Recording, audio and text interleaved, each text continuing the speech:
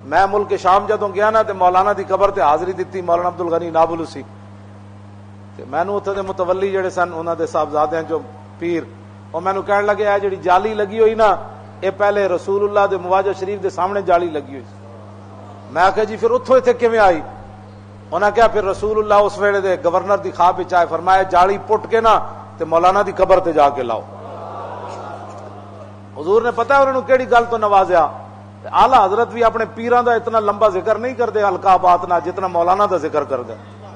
اعلی حضرت کو پوچھا گیا بھی تسی ایڈے وڈے وڈے دو جناب 3-17 مولانا دا القاب ہی ذکر کرتے رہندے ہو، کیوں کردے ہو؟ فرمایا مولانا نے لکھا کہ میرے رب نے کان اس واسطے نہیں بنائے کہ میں زندگی چ حضور دے خلاف گل سن لوں۔